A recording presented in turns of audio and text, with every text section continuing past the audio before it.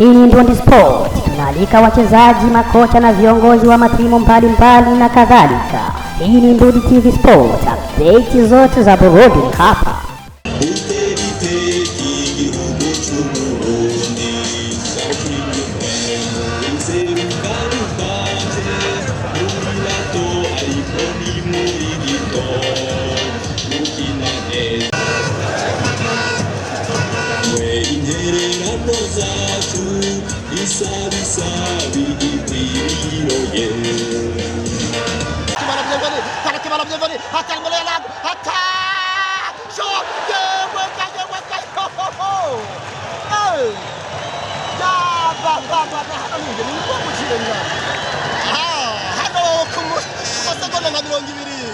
Y'urukino hano ulimwengu ujire pasi kuva kwa kana Kimana Bienvenue akaba hushije igitsindo kabisa.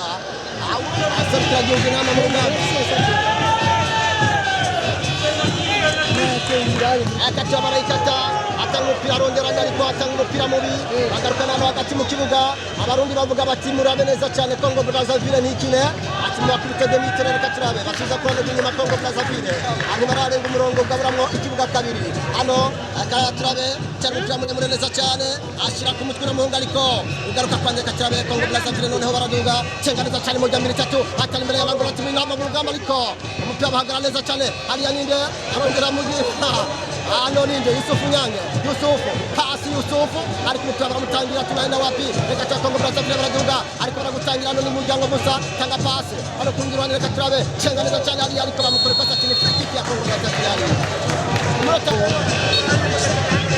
turabe barayikata neza cyane akara ariko ni corner kick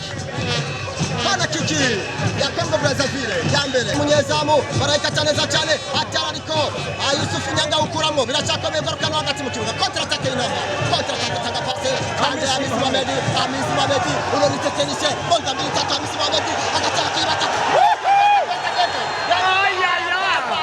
Hamisi Mohamed umuryango musumupira ufata neza cyane n'umuhungu w'umugwa Vitalo hano hagati mu kibuga reka turabe ufatwa na ulimwengu ujire acha bakanira cyane kwa Hamisi Mohamed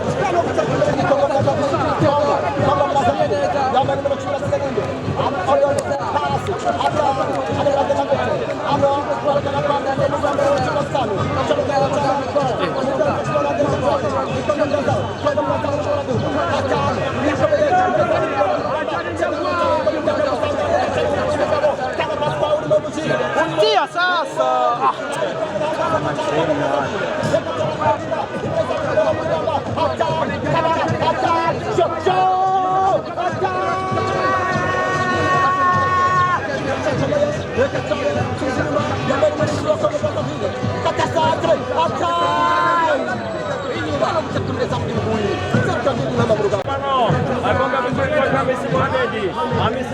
Hamisi Mohamed ndio mlango. Agonga vizuri. Hebu tuangalie wachezaji wa timu ya Mugamba pasa kimtafuta ya Mohamed. Mohamed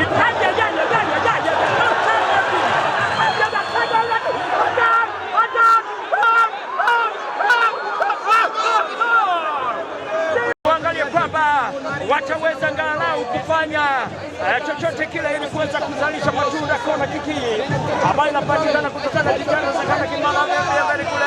Hebu tuangalie Yusufu Nyange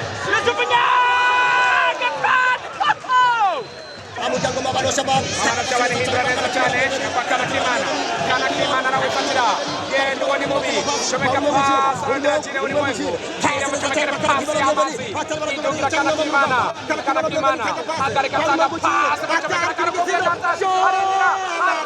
ariko barawifatira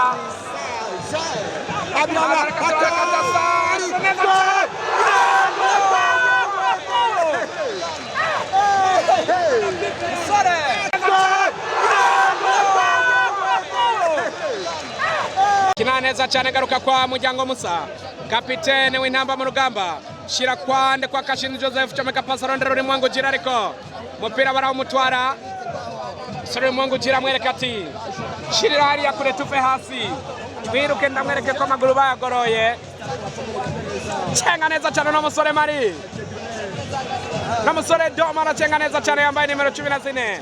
Bona ko niwe mukinya etsino kipe ya Congo Brazzaville. Mupira wamusubiza ko, tanga pasi hariya rondero n'umusore, ariko bahagara neza cyane bana basore b'intamba mu rugamba. Mupira kwa Mabano Shabani, chama ku mupira ku ruhande kwa Kanakimana Bienveni, hari uri mwangu jire yinjira, bamurungikira umupira ariko hano ntiyaraririye. Chomeka pasi hano, ariko umupira bawutera n'umutwana basore ba Congo Brazzaville. Garuka gukinira inyuma, yambaye nimero 7. Hano umupira kwa Yusufu Nyange, Yusufu Nyange bamukorera ikosa, Yusufu Nyange bamukorera ikosa. Tanga pasi kwa Mabano, Mabano duga neza cyane, rondero umusore Mohamed Amis, ariko umupira niwashika hano. Cenga umuntu ala Zinedine Zidane. Mabano choma ku mupira kwa Tresor Ndikuma, Tresor na kuri kinu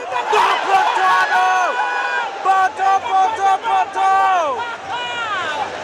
akatabano hapa Amisi Mohamed chapo Amisi Mohamed we chapo tibiri bagabiri tatu hata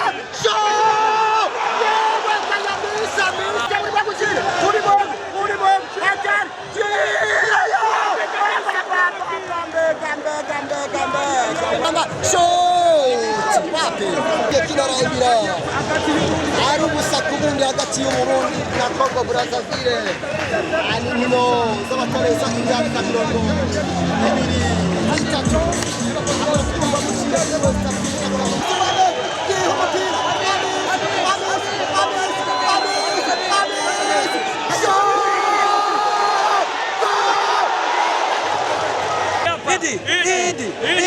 Idarinjiriza ya Sandra garura kwa Mohamed Amis, Mohamed kata Sandra Katurabe, ibirarangira ndasha fere hatari ariko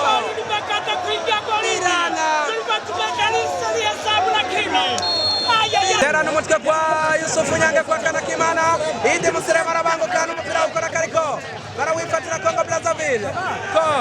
Congo Brazzaville kirana n'umusore nimero 18 ninde baceka neza atagaruka Safote azirana cyane Muryango Musa. Safote ona musore ubwari guhabwa ikarata y'umuhondo ko yari yijyamitse. Abamuzi muri message Ngozi ngora ziza jambo karimwe kabiri, Idi Musirema tera neza cyane, ariko wapi, reka turabe hariya. Idi Musirema Simba, Kanakimana baramwenura.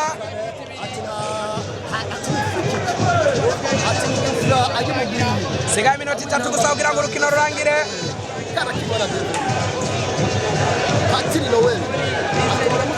Ndetse ndo biracyara gusa ko bonde hano Ndizeri Katerino Kufra hereza Yusufu Nyange chomeka kwa Kanakimana tanga pasi ariko biranga.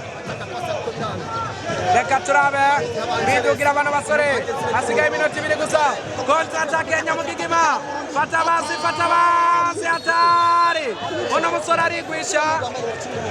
Yusufu Nyange tanga kwa Shaser Ndaye kinana na Idi Musirema barawumwaka, bacomekera Jiru uri mwenga, ariko baranyaruka barawufata. Tera umupira muremure imbere hano, Yusufu Nyange arawifatira. Cenga umuntu hano arazibira umuntu ati witonde, tanga Sandra rondera Mohamed Amis, ariko umupira bawutereka hanze niwo gusubiza mu kibuga n'amaboko n'abana basore b'intamba mu rugamba. Fatwa n'umunyezamu Mutombo Fabien, ishira ku ruhande kwa Ndizeye kinana Shansen Ndaye garura kwa Yusufu Nyange hindukira neza cyane shira kwa nde kwa Mabano Shabani Mabano duga neza cyane shira kwa Tresor Ndikumana Tresor tanga umupira muremure imbere arondera nde hatari umupira barawifatira Congo Brazzaville barekana neza cyane hagati y'inamba mu rugamba harabura baridugira tanga umupira ariko barawufata